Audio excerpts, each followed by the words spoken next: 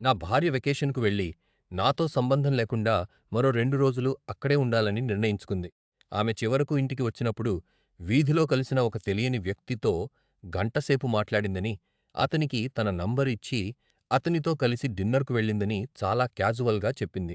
ఇది పరిమితులను పూర్తిగా అతిక్రమించడమే అని నేను ఆమెకు చెప్పినప్పుడు, ఆమె క్షమాపణ చెప్పలేదు.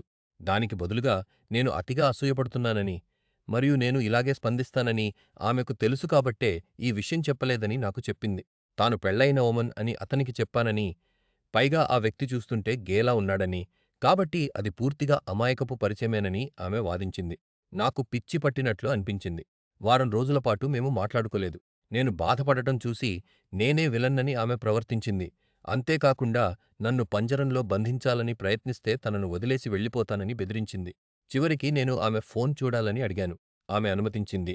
కానీ అక్కడ నాకు కనిపించిన విషయాలు నన్ను తీవ్ర ఆగ్రహానికి గురిచేశాయి. నాకు మెసేజ్‌లు పంపడం తగ్గించిన ఆమె, ఆ వ్యక్తికి మాత్రం నిరంతరం మెసేజ్‌లు పంపుతోంది.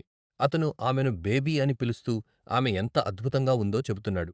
స్నేహితులు ఇలాగే మాట్లాడుకుంటారని ఆమె పట్టుబట్టింది. అసలిమితి దాటిన క్షణం ఏమిటంటే, కొన్ని రోజుల తర్వాత అతను ఆమెకు సెక్సీ లేడీ అని పంపిన మెసేజ్. చివరికి అది వింతగా ఉందని ఆమె అంగీకరించింది. కానీ అబద్ధాలు చెప్పినందుకు, లేదా నన్ను తప్పుగా చిత్రీకరించినందుకు క్షమాపణ చెప్పడానికి ఆమె నిరాకరించింది. ఇందులో అన్నిటికంటే దారుణమైన విషయం ఆ వ్యక్తి కాదు. తన తప్పును ఒప్పుకోవడం కంటే, మన వివాహాన్ని ముగించి విడిపోవడమే మేలని ఆమె బెదిరించడం. నా భార్య గురించి నాకు తెలుసనుకున్నాను. కానీ ఇప్పుడు నాకు అర్థమవుతోంది. ఆమెకు బాధ్యత తీసుకోవడం అంటే అలర్జీ అని.